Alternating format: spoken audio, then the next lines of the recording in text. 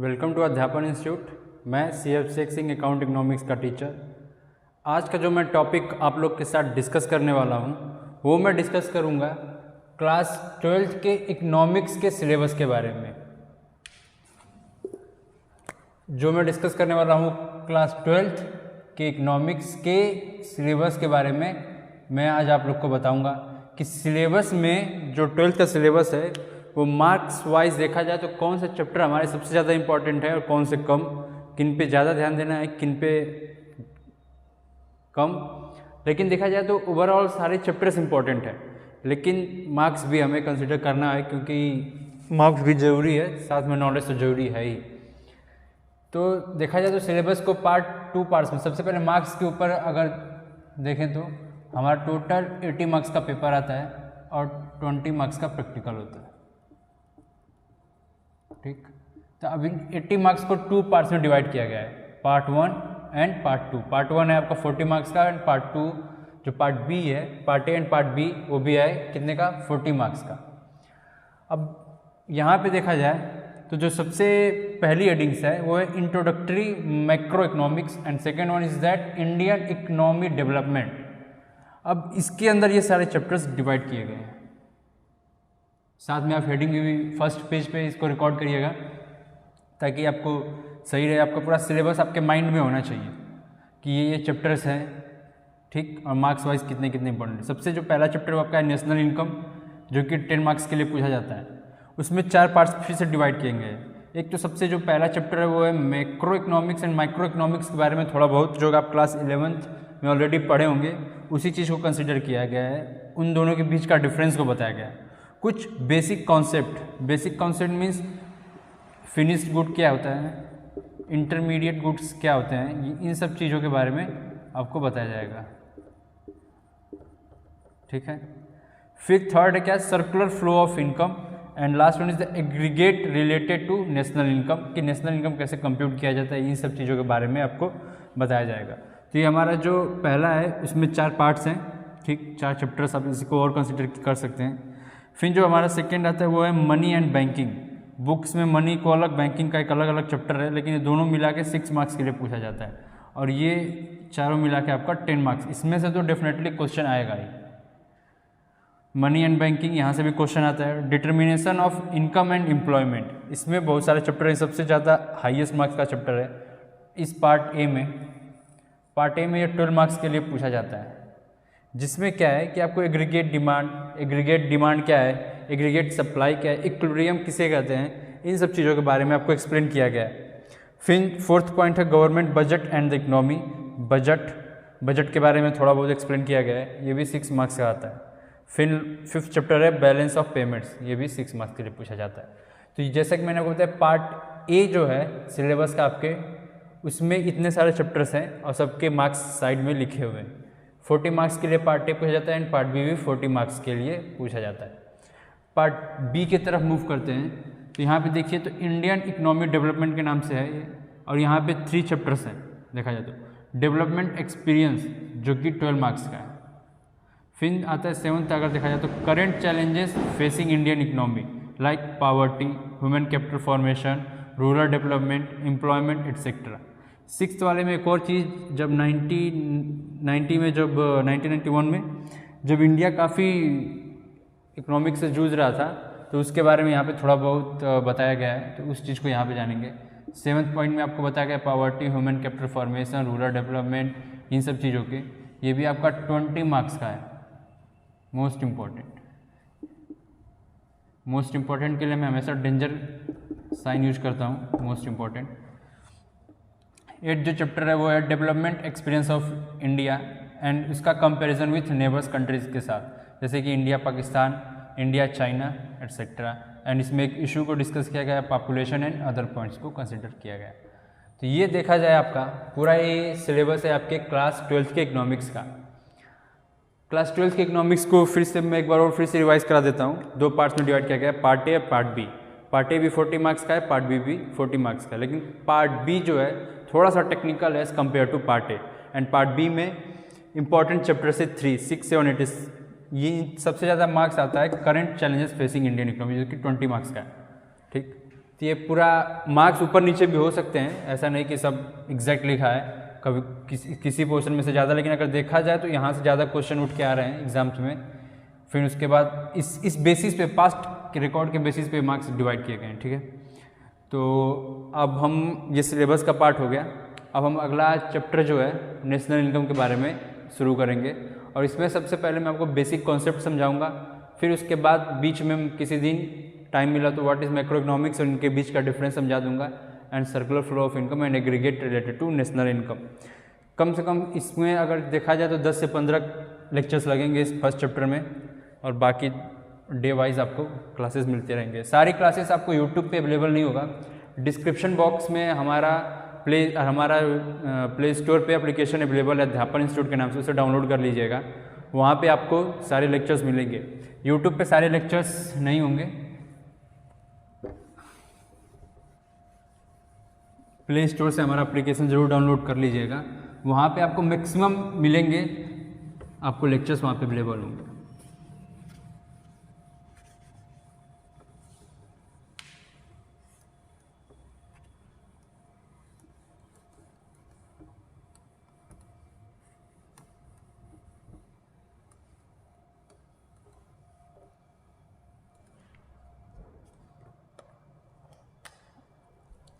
Heading बना लीजिएगा national income.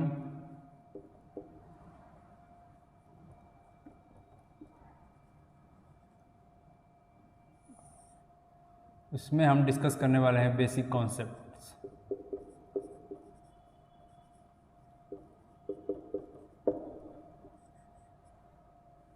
ठीक है, बेसिक कॉन्सेप्ट्स के बारे में हम समझेंगे यहाँ पे कि बेसिक कॉन्सेप्ट में क्या क्या चीज़ें कवर की गई हैं। सबसे पहले तो वो नोट डाउन करिए आप।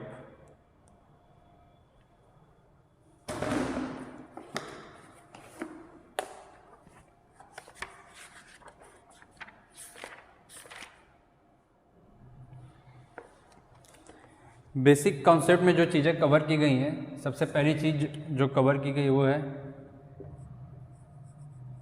Classification of goods.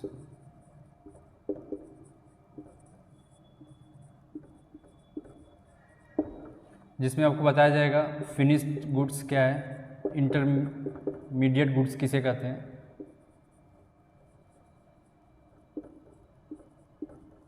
इसके बारे में यहाँ पे एक्सप्लेन किया जाएगा। फिर उसके बाद हमारा जो आता है सेकेंड हेडिंग, वो आता है concept and components of consumption expenditure. देखिए ये सब चीज़ें हेडिंग है कि आप इस चैप्टर को पढ़ेंगे तो फिर अंदर आपको क्या क्या चीज़ें पढ़नी है, उसकी ये हेडिंग है। तो आप चैप्टर नेशनल इनकम के नाम से फिर वहाँ पे लिख लीजिएगा चैप्टर 2 बेसिक कॉन्सेप्ट, और चैप्टर 1 के बारे में मैं आपको किसी दिन समझा दूंगा, बहुत छोटा सा वो चैप्टर है। यहाँ पे फिर हेडिंग बनाइएगा क्लासिफिकेशन ऑफ गुड्स, जिसमें finish good, intermediary goods, and फिर उसके आगे हेडिंग बनाइएगा कॉन्सेप्ट एंड कंपोनेंट्स ऑफ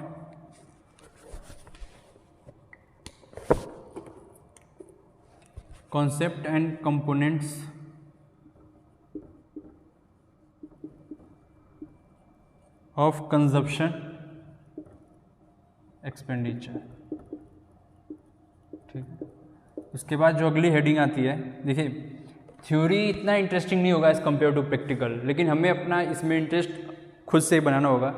बाकी आप जितना नोट डाउन करेंगे उससे ऑटोमेटिक आपका इंटरेस्ट ऑटोमेटिक उसमें रहेगा। तो साथ ही मेरे अपने नोट्स भी बनाते रहिएगा। Concepts and components of consumption expenditure. फिर थर्ड हेडिंग जो आएगा वो आएगा concepts and components of investment.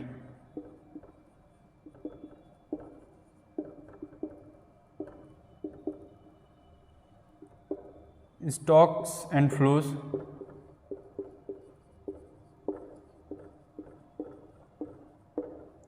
Four section of the economy,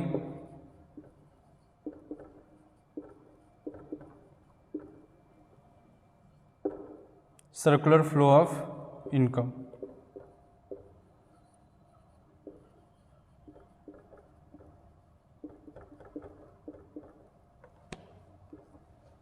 तो इतना आप नोट डाउन कर लीजिए।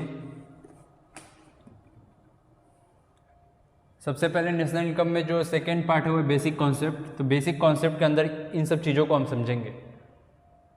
क्लासिफिकेशन ऑफ गुड्स, आज सिर्फ ये चीज़ें कवर होंगी। क्लासिफिकेशन ऑफ गुड्स आगे के अगले लेक्चर्स में कवर किए जाएंगे। डिस्क्रिप्शन बॉक्स में हमारा प्ले स्टोर पे एप्लीकेशन अवेलेबल है, अध्यापन इंस्टीट्यूट के नाम से, उसका लिंक है, आप ज़रूर डाउनलोड कर लीजिएगा। यहाँ पे concept and components of consumption expenditure, concept and components of investment, stocks and flows, 4 section of the economy, circular flow of income. Video को पॉज कर लीजिएगा और उसके बाद आप नोट डाउन कर लीजिएगा, ठीक है। तो क्लासिफिकेशन ऑफ गुड्स,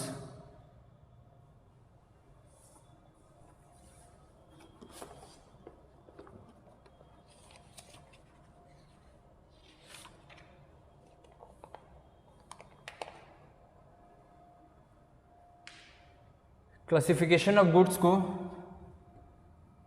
फिर से 2 पार्ट्स में डिवाइड किया गया।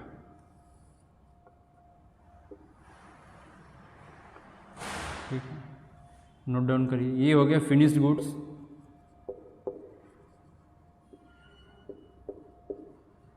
And intermediate goods.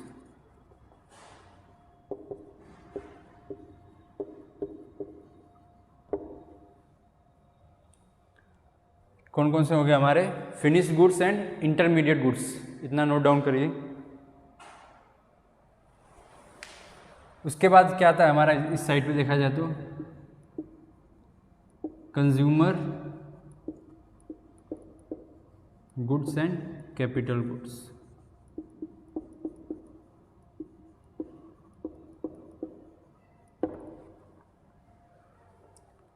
Finished goods किसे कहते हैं और इंटरमीडिएट गुड्स किसे कहते हैं, इस टॉपिक को हम कवर करेंगे आज, कि फिनिश्ड गुड्स की क्या होता है और उसके बाद इंटरमीडिएट गुड्स किसे कहते हैं। ठीक, लेट सपोज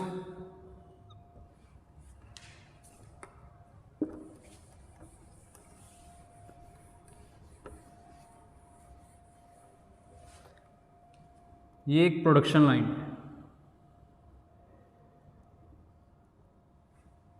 ठीक, क्या है ये एक प्रोडक्शन लाइन है। लेट सपोज हमें शर्ट बनानी है, शर्ट का एग्जांपल लेते हैं। शर्ट हमें बनानी है, तो शर्ट के लिए सबसे पहले क्या लगेगा? रॉ मटेरियल लगेगा। रॉ मटेरियल क्या? धागा हो गया आपका। फिर रॉ मटेरियल के बाद क्या आएगा? फिर रॉ मटेरियल को फिर हम प्रोडक्शन लाइन में उतारेंगे। अब जैसे प्रोडक्शन लाइन में उतरेगा तो फिर कपड़ा बनेगा, फिर कपड़े से क्या बनेगा? कपड़े से फिर उसे शर्ट के फॉर्म में, स्ट्रक्चर में उसे ढाला जाएगा मशीन के थ्रू, चाहे हैंडमेड जो भी हो, जैसा जैसा प्रोसेस है वो तो उस हिसाब से होता है। फिर उसके बाद एट द लास्ट उसको प्रेस किया जाएगा, उसको आयरन किया जाएगा, उसमें बटन वटन लगाया जाएगा, पूरा एक फिनिश गुड रेडी हो जाएगा। ध्यान से समझिएगा, फिनिश गुड रेडी हो जाएगा। तो जहाँ पे आपका प्रोडक्शन लाइन खत्म होता है उसके बीच में जितने भी गुड्स यूज होंगे उसे हम इंटरमीडिएट गुड्स कहेंगे।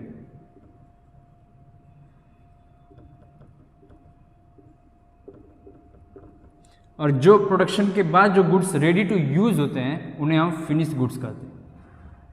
धागा आया, फिर धागा से उसे शर्ट के फॉर्म में, कपड़े के फॉर्म में उसे कन्वर्ट किया गया, फिर आयरन किया गया, उसमें जो भी थोड़ा बहुत पेंडिंग वर्क उसे कंप्लीट किया गया इस प्रोसेस तक, यहाँ तक। और उसके बाद वो जो धागा था वो एक शर्ट के फॉर्म में स्ट्रक्चर ले लिया। किसमें? शर्ट के फॉर्म में एक स्ट्रक्चर ले लिया। थोड़ी मेरी ड्राइंग उतनी अच्छी है नहीं, अब बस एग्जाम्पल को एक विजुलाइज करिए कॉन्सेप्ट को। जब तक विजुलाइज नहीं करेंगे तब तक आपको समझ में नहीं आएगा। तो ये शर्ट है, फिर से अपने दिमाग में इस चीज़ को सोचिए कि धागा आया, फिर उसके बाद धागे को फिर मशीन के थ्रू उसको एक क्लोथ के फॉर्म में कन्वर्ट किया गया, फिर क्या हुआ? फिर उसको आयरन किया गया, फिर उसको कपड़े के फॉर्म में उसको सिला के स्टिचिंग की गई, उसके बाद एक शर्ट के फॉर्म में वो बन गया। Now it is ready to use. तो सिंपल सा समझें, तो प्रोडक्शन लाइन के इस साइड, अगर प्रोडक्शन लाइन तक जितने भी गुड्स, जितने भी चीज़ें यूज हो रही हैं वो सारी चीज़ें क्या है? मेरी इंटरमीडिएट गुड्स।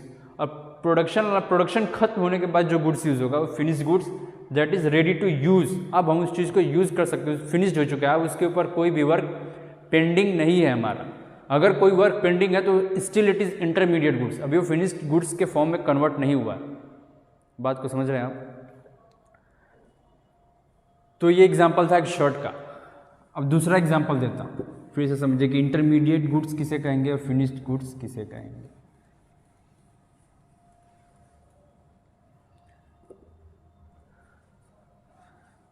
दूसरा एग्जाम्पल मैं आप लोग को देता हूँ पेन का।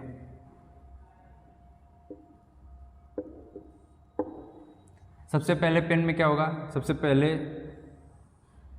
ये प्रोडक्शन लाइन रिफिल तैयार की जाएगी, उसके बाद पेन का स्ट्रक्चर तैयार किया जाएगा, यहाँ पे रिफिल तैयार हुआ, यहाँ पे स्ट्रक्चर तैयार हुआ, फिर उसके बाद उसको असेंबल किया जाएगा, यहाँ पे क्या किया जाएगा, असेंबल किया जाएगा।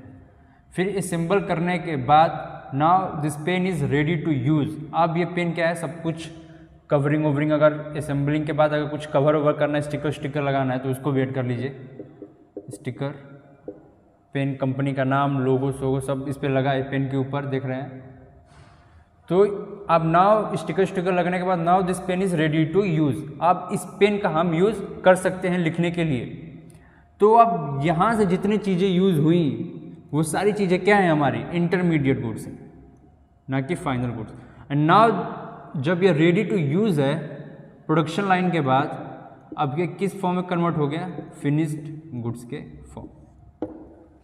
फिर से रिकॉल करिएगा इतनी चीज़ें अब रिकॉल करिए कि क्या होता है, इंटरमीडिएट गुड्स किसे कहते हैं एंड उसके बाद फिनिश्ड गुड किसे कहते हैं।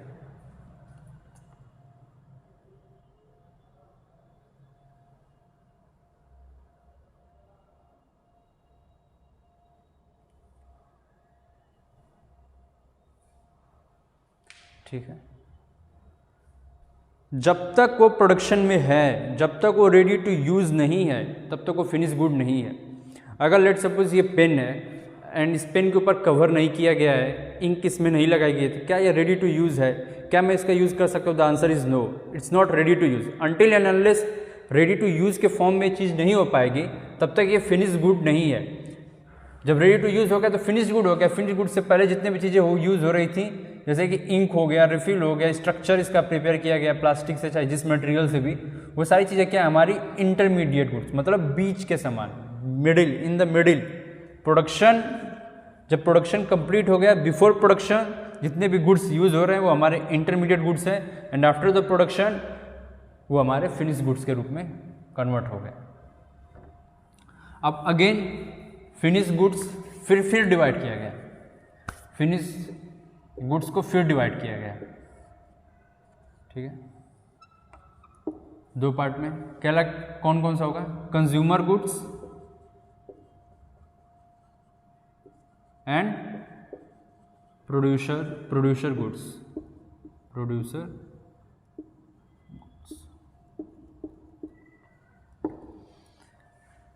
फिर से रिकॉल करिए, मुझे बताइए सबसे पहला हेडिंग क्या, किस चीज़ का था, नेशनल इनकम का। नेशनल इनकम के बाद कितनी हेडिंग थी, 4 हेडिंग थी। 4 हेडिंग में हम कौन सी हेडिंग को पढ़ रहे हैं, that is second, basic concepts. आगे जब तक बेसिक कॉन्सेप्ट को समझेंगे उसके बाद हम आगे मूव करेंगे। तो यहाँ पे उसके बाद मैंने आप लोग को 2 चीज़ें समझाई, finish goods and intermediate goods किसे कहते हैं, ठीक। अब फिनिश गुड्स को फिर अगेन मैं डिवाइड कर रहा हूँ, एक कंज्यूमर गुड्स होता है, एक प्रोड्यूसर गुड्स होता है।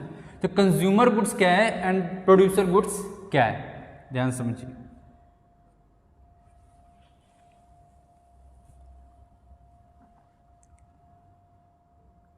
जैसे कि बटर, मिल्क, जो एग्जाम्पल दे रहा हूँ देखिए, फिर से यहाँ पे मैं और आप लोग को थोड़ा और जब और डीप समझेंगे तो फिर समझेंगे कि बटर कंज्यूमर गुड्स भी हो सकता है, प्रोड्यूसर गुड्स भी हो सकता है, लेकिन अभी जस्ट एग्जाम्पल दे रहा हूँ ताकि आप कैप्चर कर सके चीज़ों को। ब्रेड, ठीक, ये सब चीज़ें क्या है, बटर, मिल्क, ब्रेड, जो कंज्यूम कर रहा है कंज्यूमर। कॉपी हो गई, पेन हो गया, ये सब चीज़ें क्या हैं, कंज्यूमर गुड्स हैं जो कस्टमर कंज्यूम कर रहे हैं। एंड अगर वहीं सेकेंड देखें, प्रोड्यूसर गुड्स, मतलब क्या कि वो गुड्स जो प्रोडक्शन में हेल्प करेंगे। जैसे कि किसी के लिए वो फिनिश गुड्स होगा, लेकिन किसी के लिए वही जब कन्वर्ट हो तो उसे प्रोड्यूसर गुड्स कहेंगे और वो अगेन फिर कुछ गुड्स को प्रोड्यूस करेगा, जैसे कि मशीनरी।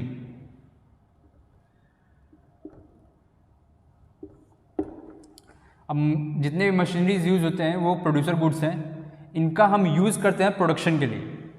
जैसे कि ट्रैक्टर एक फार्मर यूज़ कर रहा है तो इसे हम प्रोड्यूसर गुड्स कहेंगे। ठीक है, 2 एग्जांपल क्लियर हो गया आपको। अब लेट सपोज अब इसी को मिल्क को ही मैं कंज्यूमर गुड्स से प्रोड्यूसर गुड्स में कन्वर्ट करता हूँ। देखिएगा, किसी को मिल्क चाहिए पीने के लिए एंड किसी को मिल्क चाहिए पनीर बनाने के लिए।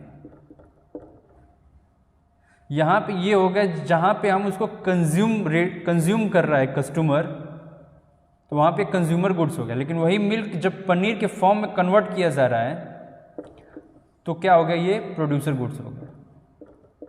और यहाँ पे फिनिश गुड्स क्या हो जाएगा, पनीर।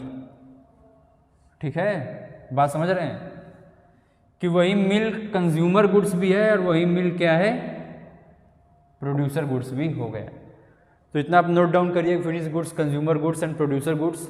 उसके एग्जांपल्स भी आपको नोट डाउन करना है तो आप कर सकते हैं।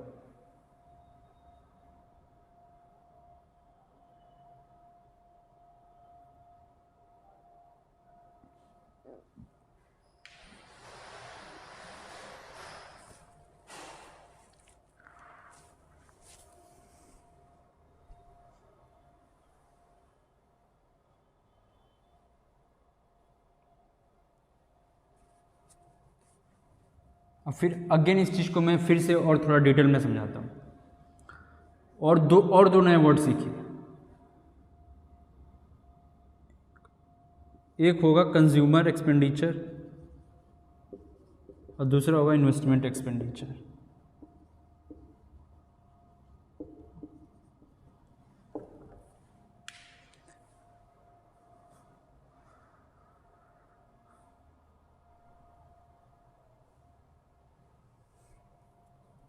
ठीक है, नोट डाउन कर लिए होंगे। अब फिर से इस चीज़ पे ध्यान दीजिए। एक हमारा क्या होगा, कंज्यूमर या consumption expenditure and second one is investment expenditure.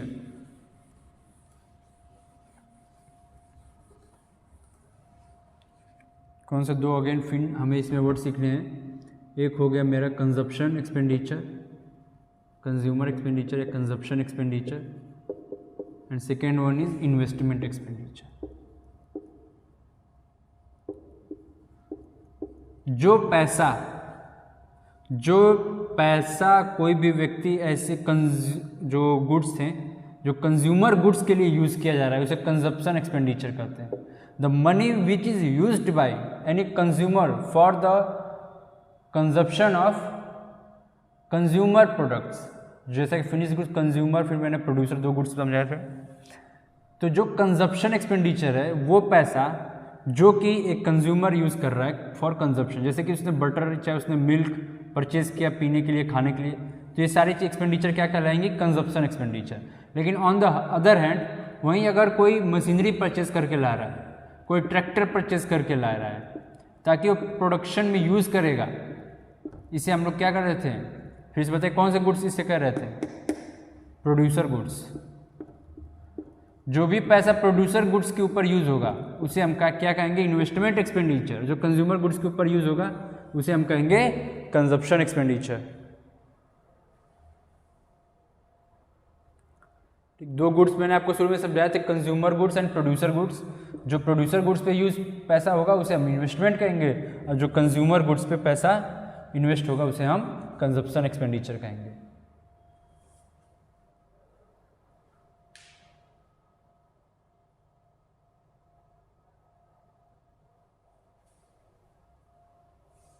तो उम्मीद करता हूँ अभी इसको यहीं पे, इस क्लास को आज यहीं पे एंड करते हैं, और आगे की लेक्चर्स में फिर से अपलोड करूँगा यूट्यूब पे। अगला भी लेक्चर पड़ेगा लेकिन उसके बाद नहीं पड़ेगा, उसके बाद आपको डायरेक्ट प्ले स्टोर पे जाना है अध्यापन इंस्टीट्यूट का, और वहाँ पे आपको क्लास अवेलेबल होंगे। And thank you so much for watching this video. अगर आप ऑफलाइन क्लास लेना चाहते हैं तो मऊ में स्वदेशी कॉटन मिल के सामने अध्यापन इंस्टीट्यूट का ऑफिस है, आप वहाँ पर कॉन्टैक्ट कर सकते हैं। Thank you so much.